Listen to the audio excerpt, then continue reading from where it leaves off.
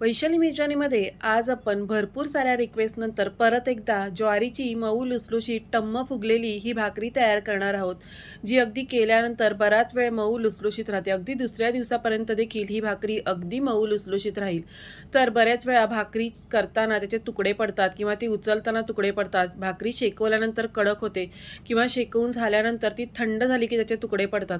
तर इथे आज आपण ज्या पद्धतीने ही भाकरी तयार करणार आहोत त्यामध्ये हे अजिबात कोणतेच प्रॉब्लेम येणार नाहीत. तसेच या भाकरीचं पीठ तयार करत असताना यामध्ये आपण पिठासोबत पाण्याचं अगदी अचूक प्रमाण घेतलेलं आहे, ज्यामुळे ही भाकरी करताना तुम्हाला कोणत्याच शंका येणार नाहीत आणि नवीन शिकणारे सुद्धा ही भाकरी अगदी सहजरित्या करू शकतील. त्यामुळे ही भाकरी करत असताना यामध्ये आपण अनेक बारीक-सारीक टिप्स शेवटपर्यंत पाहिलेल्या आहेत. तर कोणतीही स्टेप मिस न करता रेसिपी शेवटपर्यंत पहा आणि अजूनही तुम्ही चॅनलला सबस्क्राईब केलं नसेल तर अशाच नवीन-नवीन रेसिपींच्या नोटिफिकेशनसाठी बेल आयकॉनवर क्लिक करून वैशाली मेजवानीला सबस्क्राईब करा. सुरुवातीला ही ज्वारीची भाकरी तयार करण्यासाठी 2 कप इतकं पीठ आपल्याला परातीत काढून घ्यायचं आहे. तर हे पीठ आपल्याला चाळून घ्यायचं आहे. मी हे पीठ आधीच चाळून घेतलेलं होतं आणि 2 कप इतकं मोजून या परातीमध्ये काढून घेतलेलं आहे. आता 2 कप जर पीठ असेल तर त्यासाठी आपल्याला 2 कप पाणी एका भांड्यामध्ये उकळवण्यासाठी ठेवायचं आहे. पाण्याला छान उकळी आली की 1 मिनिटभर हे पाणी आपल्याला उकळवून घ्यायचं आहे. छान पाणी उकळलं गेलं की हे गरम पाणी आपल्याला पिठात घालायचं आहे. आता या गरम पाण्यामध्ये पीठ न घालता पिठावर गरम पाणी ओतून घ्यायचं आहे आणि चमच्याने आपल्याला हे मिक्स करून घ्यायचं आहे. कारण सुरुवातीला हे गरम असल्यामुळे आपण चमच्याने मिक्स करून घेणार आहोत. तर इथे ज्वारीचं पीठ असल्यामुळे आपल्याला हे पाणी 1 मिनिटभर जास्त उकळून घ्यावं लागलं आणि मगच या पिठावर घालून घ्यायचं आहे, जेणेकरून या पिठाला छान असा चिकटपणा येतो. आता इथे सगळं गरम पाणी या पिठावर घालून झाल्यानंतर 1-2 मिनटं पीठ आपल्याला थोडंसं कोमट होईपर्यंत असंच ठेवून द्यायचं आहे. यावर झाकण वगैरे न ठेवता आपल्याला हे पीठ फक्त पाणी मिक्स केल्यानंतर 2 मिनटं असंच ठेवून द्यायचं आहे. 2 मिनिटानंतर हे पीठ थोडं कोमट झालं की हाताने आपल्याला याचा गोळा तयार करून घ्यायचा आहे. आता आपण 2 कप पिठासाठी 2 कप इतकं पाणी घेतलेलं आहे, त्यामुळे आपल्याला यामध्ये एक्स्ट्राचं पाणी अजिबात घालायला लागत नाही. त्यामुळे आपण फक्त पाण्याचा हात लावून हे पीठ मळून घेऊ शकतो, जेणेकरून हे पीठ हाताला चिटकणार नाही. फार पाण्याचा वापर आता याच्यामध्ये आपल्याला करायचा नाही आणि ज्वारीचं पीठ मळत असताना आपल्याला ते मळून घ्यायचं आहे. जितकं तुम्ही हे पीठ चांगलं मळाल तितकी भाकरी तुमची छान तयार होते. आता भाकरी करत असताना जेव्हा आपण भाकरी करायला घेऊ तेव्हा प्रत्येक पिठाचा गोळा अशा पद्धतीने आपल्याला मळून तयार करून घ्यायचा आहे, जेणेकरून भाकरी लाटताना किंवा थापताना अजिबात तुटत नाहीत आणि तिचे काठ देखील फुटल्यासारखे होत नाहीत. इथे आता या पद्धतीने मी हा गोळा मळून असा तयार करून घेतलेला आहे, जेणेकरून भाकरी आपली लाटताना एकसारखी लाटता येईल आणि अजिबात त्याचे काठ फुटणार नाहीत. आता गोळा तयार करून झाला की आपल्याला ज्वारीच्या पिठामध्ये घोळवून घ्यायचा आहे. पोलपाटावर ठेवून आपल्याला याची भाकरी लाटून घ्यायची आहे. तर इथे तुम्ही बघू शकता अगदी सहजरित्या ही भाकरी आपण लाटून घेऊ शकतो आणि एकसारखी तयार होते. तर जितकी मोठी भाकरी तुम्हाला करायची आहे तितकी भाकरी तुम्ही ही मोठी तयार करू शकता. इथे मी आज थोडीशी मोठी भाकरीच तयार करून घेतलेली आहे.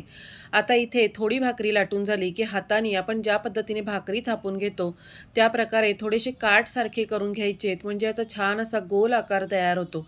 आता परत लाटण्याने या पद्धतीने मी लाटून घेतलेली आहे आणि अशा पद्धतीने आपली ही भाकरी लाटून शेकवण्यासाठी तयार झालेली आहे.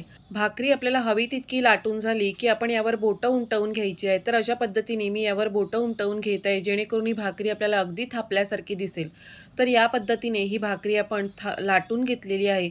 मी तुम्हाला थापून देखील भाकरी कशी करायची ते दाखवणारच आहे, पण आत्ता आपण सुरुवातीला ही अगदी सोपी पद्धत पाहिलेली आहे, जेणेकरून ही भाकरी कोणीही सहजरित्या करू शकतं.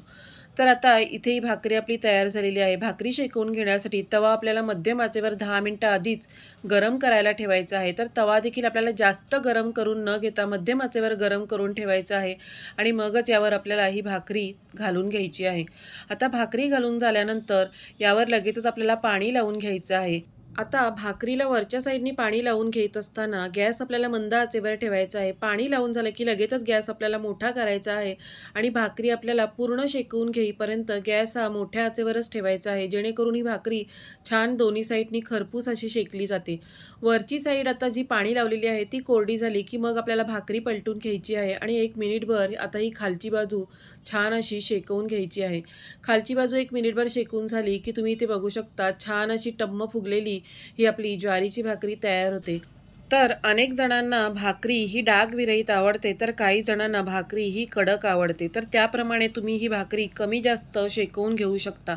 आता इतपत ही भाकरी छान अशी शिजलेली आहे आणि शेकवून तयार झालेली आहे. तुमच्या आवडीप्रमाणे तुम्ही ही कमी जास्त शेकवून घेऊ शकता. भाकरी छान शेकली गेली तरच ती छान फुगली जाते. त्यामुळे इथे आज आपण या पद्धतीने ही ज्वारीची भाकरी तयार केलेली आहे. आता इथे ज्वारीची भाकरी करत असताना काही महत्त्वाच्या टिप्स सांगायच्या आहेत. त्या म्हणजे ज्वारीचं पीठ हे दळून आणताना अगदी बारीक दळून आणायचं आहे.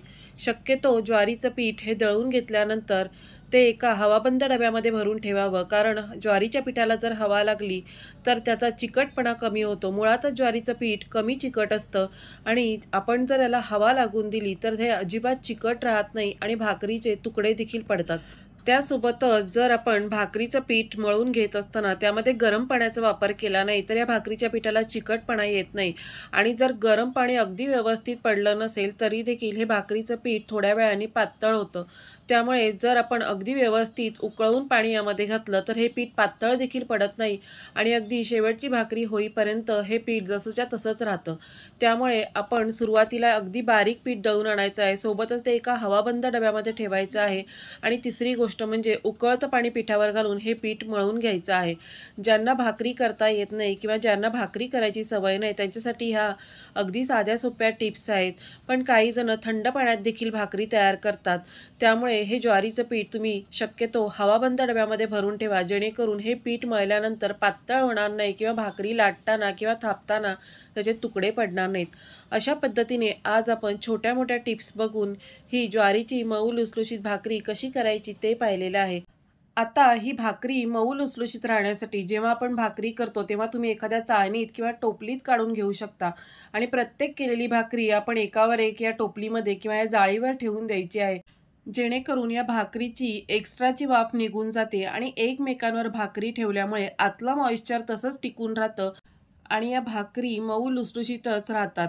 तर आता एकावर एक भाकरी ठेवून घेतल्यानंतर आपण या फॅनखाली अजिबात ठेवायच्या नाहीत. जर आपण भाकरी केल्यानंतर त्या फॅनखाली थंड होण्यासाठी ठेवल्या तर त्या कडक होण्याची शक्यता असते, त्यांचे तुकडे पडू शकतात. त्यामुळे फक्त कोमट झाल्या की आपण ह्या कपड्यामध्ये गुंडाळून ठेवू शकतो किंवा एखाद्या डब्यामध्ये झाकण लावून ठेवू शकतो, जेणेकरून या भाकरी कडक होणार नाहीत. आता इथे आणखीन एक महत्त्वाची गोष्ट सांगायची म्हणजे जे नवीन शिकणारे आहेत त्यांनी सुरुवातीला छोटी भाकरी तयार करावी आणि जशी जशी आपल्याला सवय होईल त्याप्रमाणे तुम्ही भाकरीचा आकार मोठा तयार करू शकता. त्यासोबतच इथे आज तुम्हाला मी थापूनी भाकरी कशी करायची ते दाखवलेलं आहे. तर मी आमच्याकडे नेहमी याच पद्धतीने थापून भाकरी तयार करते. तर आज मी इथे एका हाताने ही भाकरी थापून तयार केलेली आहे. आजचा व्हिडिओ जर तुम्हाला आवडला तर या व्हिडिओला एक लाईक नक्की करा. तुमच्या मित्रपरिवार आणि नातेवाईकांमध्ये शेअर देखील करा आणि अशाच नवीन नवीन रेसिपींच्या नोटिफिकेशनसाठी बेल आयकॉनवर क्लिक करून वैशाली मेजवानीला सबस्क्राईब करा.